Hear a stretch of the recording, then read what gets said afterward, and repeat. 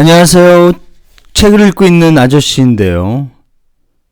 프란츠 카프카의 소송 중에서 삼촌 레니 읽어보겠습니다. 그러던 어느 날 오후 K는 우편물 발송 마감 직전이라 정신없이 바빴다. 결제받을 서류를 들고 안으로 들어오던 두 사환을 제치고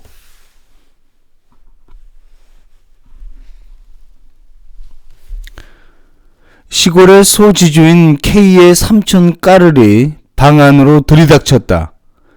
이번 삼촌의 등장은 이미 오래전에 삼촌이 찾아오는 것을 상상했을 때보다 차라리 덜 놀라운 것이었다. 삼촌이 찾아오리라는 것은 불을 보듯 뻔했고 이미 한 달 전부터 예상했던 일이다. 이미 당시에 그는 삼촌의 모습까지도 머릿속으로 그려보았었다. 구부정한 모습으로 왼손에는 구겨진 파나마 모자를 들고 멀리서부터 그를 향해 오른손을 뻗으며 거치적거리는 것은 뭐든지 다 뒤엎으며 허둥지둥 다가와 책상 너머로 오른손을 내미는 모습을 말이다. 삼촌은 늘 서둘렀다.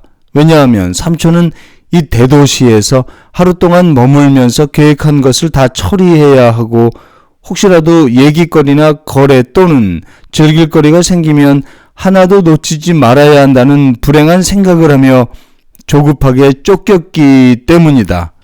과거에 자신의 후견인 역할을 해주었던 관계로 삼촌에게 진 빚이 많은 K는 삼촌이 하는 일이면 무슨 일이든 다 도와야 하고 또 자기 집에서 머물도록 해야 했다.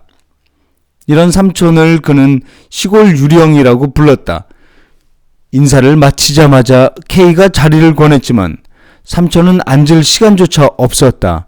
삼촌은 K에게 다짜고짜 둘이서만 잠깐 이야기를 하자고 했다. 꼭 해야 해? 침을 힘겹게 삼키며 삼촌이 말했다. 내 마음의 평화를 위해서라도 꼭 해야겠다. K는 아무도 들이지 말라는 말과 함께 사환들을 즉시 방에서 내보냈다. 들은 얘기가 있는데 그게 뭐냐? 요제프? 삼촌은 둘만 남게 되자 큰 소리로 말하면서 책상에 걸터앉아 좀 더 자세를 편히 하려고 이런저런 서류들을 살펴보지도 않고 엉덩이 밑으로 쑤셔 넣었다. K는 아무 대꾸도 하지 않고 가만히 있었다.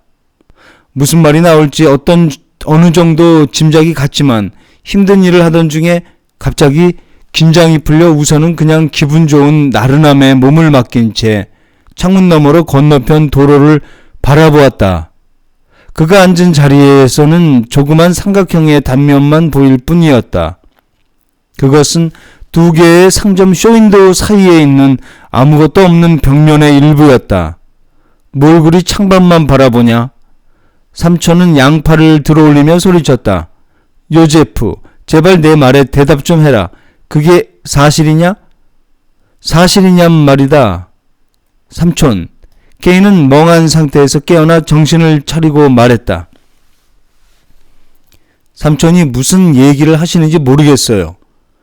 요제프, 삼촌이 나무라는 투로 말했다. 내가 아는 너는 늘 진실만을 말해왔다. 그러면 네가 방금 한 말을 좋지 않은 징조로 받아들이라는 말이냐?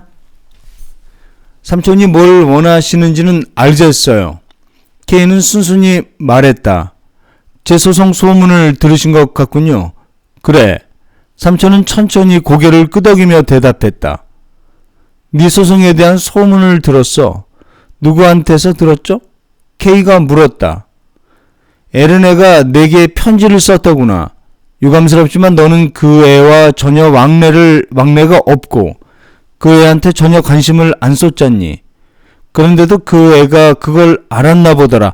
오늘은 편지를 받았다. 그래서 즉시 이리로 달려온 거란다. 다른 뜻은 없다. 내 생각엔 그것만으로도 충분한 이유가 되지. 너와 관련된 부분을 읽어줄까? 그는 지갑에서 편지를 꺼냈다. 여기군. 이렇게 적혀 있어. 요제프를 못 본 지 한참 됐어요. 지난주에 은행에 들렀더니 정신없이 바쁘더군요. 그래서 만날 수 없었어요. 거의 1시간 정도 기다리다가 할 수 없이 집으로 돌아갔어요. 피아노 레슨이 있었거든요. 정말 이야기를 나누고 싶었는데 그래도 가까운 시일 안에 기회가 있겠지요. 제 영명 축이라는 큰 초콜릿 상자 하나를 보내주었어요. 정말 친절하고 사려 깊었어요.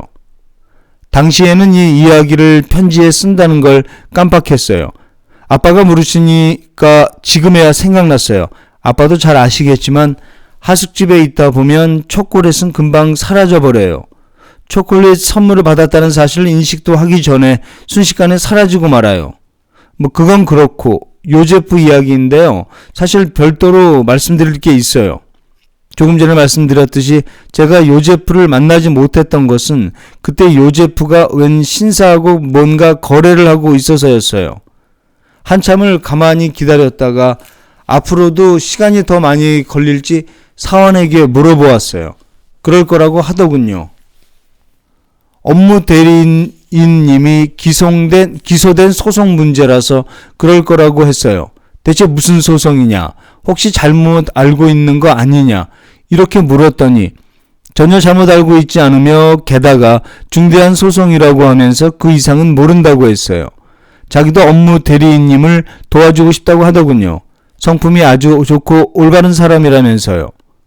하지만 자기로서는 어찌해야 할지 방도를 모르겠고 그저 영향력 있는 분들이 도와주기만을 바랄 뿐이라고 했어요.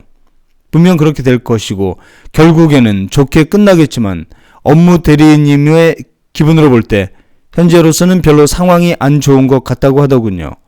물론 저는 이 말을 그리 대수롭게 생각하지 않았어요. 그리고 그 순박한 사원을 안심시키려 노력했어요. 다른 사람들한테나 그 이야기를 하지 말라고 해놓았어요. 제 생각에는 다 쓸데없는 소문에 불과한 것 같아요. 그래도 아빠, 다음에 찾아가실 기회가 있으시면 그때 진상을 한번 알아보시는 게 좋을 것 같아요. 아빠라면 자세한 내막을 쉽게 알아낼 수 있을 거예요. 혹시 필요하면 아빠가 아는 많은 유력한 분들을 통해 개입하실 수도 있잖아요. 하지만 그럴 필요가 없다면, 물론 그럴 가능성이 제일 많지만요. 그래도 딸에게 아빠를 포옹할 수 있는 기회를 빨리 주셨으면 해요. 그러면 얼마나 기쁠까요? 착한 아이야. 삼촌은 편지를 다 읽고 나더니 눈가에 맺힌 눈물을 훔치며 말했다. K는 고개를 주걱거렸다. 그는 최근 들어 겪은 몇 가지 일들 때문에 에레나의 존재를 까맣게 잊고 있었다. 그 해의 생일까지도 잊고 있었다. 초콜릿 이야기는 삼촌과 숙모의 비난으로부터 그를 보호하려고 일부러 꾸며낸 것이 분명했다. 눈물나는 장면이었다. 앞으로 극장표를 정기적으로 보내주려 했는데 그걸로 충분히 보상이 될 것 같지가 않았다. 그렇다고 해서 지금 17살짜리 고등학교 여학생이 하숙집에 들러 이런저런 얘기를 나눌 기분은 아니었다. 이제 무슨 말을 할 거냐? 네, 삼촌. K가 말했다. 그건 사실이에요. 사실이라고? 삼촌이 소리쳤다. 뭐가 사실이라는 거냐? 어떻게 그게 사실일 수 있어? 대체 무슨 소송이냐? 혹시 형사소송은 아니겠지? 형사소송이에요. K가 말했다. 그런데도 너는 가만히 앉아 그걸 두 손 놓고 받아들일 셈이냐? 삼촌은 더욱 점점 더 크게 소리쳤다. 가만히 있을수록 결과는 더 좋아요. 걱정 마세요. K가 지친 목소리로 말했다. 아무래도 마음이 안 놓여. 삼촌이 큰 소리로 말했다. 요제프, 사랑하는 요제프야. 너와 너의 친주와 우리 가문의 명성을 생각해라. 지금까지 너는 우리의 자랑이었어. 그런 네가 우리의 수치가 되어서는 안 된다. 너의 그 태도 말이다. 삼촌은 고개를 갸우뚱 기울이며 K를 보았다. 그 태도가 마음에 안 들어. 무고하게 기소당한 사람이 아직 힘이 있는데도 그런 태도로 있다는 건 말도 안 되는 일이야. 대체 무슨 문제인지 냉큼 말해봐라. 그래야 내가 손을 쓰지. 보나마나 은행과 관련된 일이겠지? 아니요. K는 대답하며 자리에서 일어났다. 삼촌은 너무 큰 소리로 말씀하세요. 분명히 사환이 문에 기대서 다 엿듣고 있을 거예요. 정말 안 좋아요. 차라리 다른 곳으로 가요.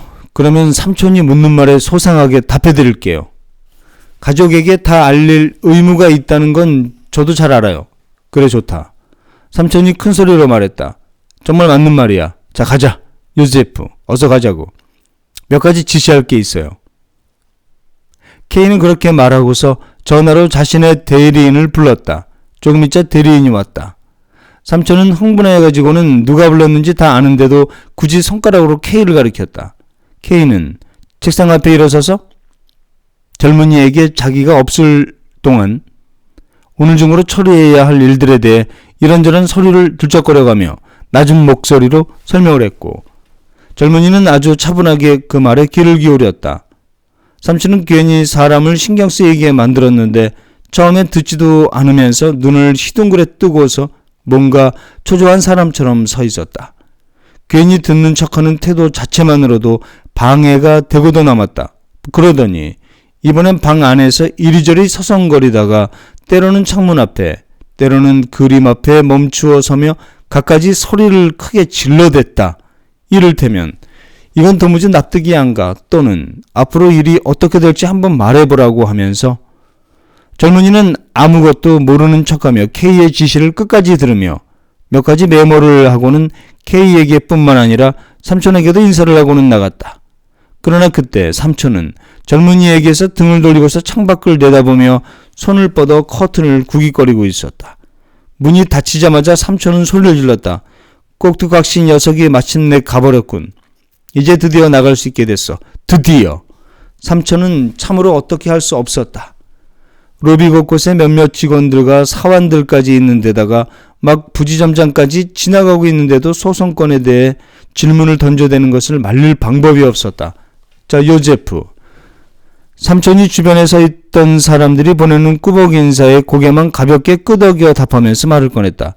어서 시원하게 한번 말해봐. 대체 무슨 소송이지? K는 하나마나한 소리나 하고 그냥 웃기만 하더니 계단에 이르러서야 삼촌에게 사람들이 보는 앞이라서 대놓고 말하고 싶지 않았다고 해명했다. 맞는 얘기다. 삼촌이 말했다. 그렇다면 이제 말해봐라. 고개를 갸우뚱한 채 시가를 연거푸 급하게 피워대며 삼촌은 귀를 기울였다. 무엇보다 말씀드리고 싶은 것은 삼촌, 이번 소송은 보통 사람들이 접하는 그런 소송이 아니라는 거예요. 그거 안 좋군. 삼촌이 말했다. 뭐라고요?